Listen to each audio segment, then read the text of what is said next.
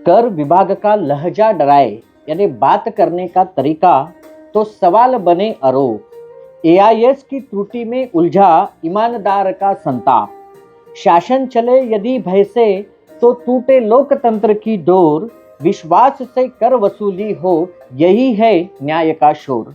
Karnataka chartered accountant association, इन्होंने income tax department को एक रिप्रेजेंटेशन दिया है 18 दिसंबर 2025 को, और उसमें उन्होंने कहा है कि भाई इनकम टैक्स डिपार्टमेंट, आप जो हार्श लैंग्वेज यूज कर रहे हो इंटीमेशंस ईमेल्स में कि भाई साहब आपका आईटीआर जो फाइल किया है वो एआईएस, टीआईएस और 26एस के साथ मैच नहीं है, कृपया आप 31 दिसंबर 2025 से पहले रिवाइज करें।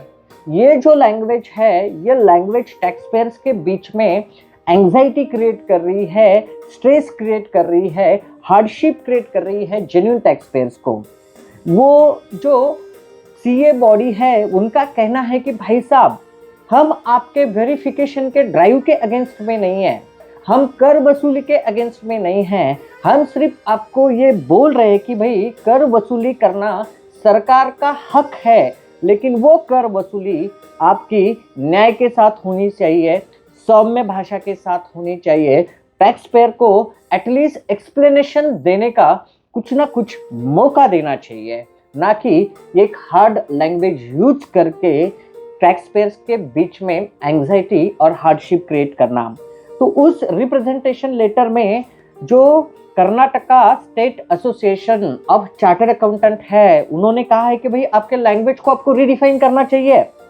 Change in call to action, मतलब ऐसे ही जिन टैक्स पेयर्स को आपने इंटीमेशन, ईमेल्स और मैसेजेस भेजने चाहिए कि जिनको वाकई उनका आईटीआर मिसमैच है, ना कि सभी टैक्स पेयर्स को। आपने सिस्टम को डिजिटलाइज किया, आप जो मैसेजेस, ईमेल्स भेज रहे हो वो अल्गोरिदम के बेसिस पे भेज रहे हो सकता है वो मैसेजेस, ईमेल्स कुछ टैक्स पेयर्स को एप्लीकेबल ही ना हो।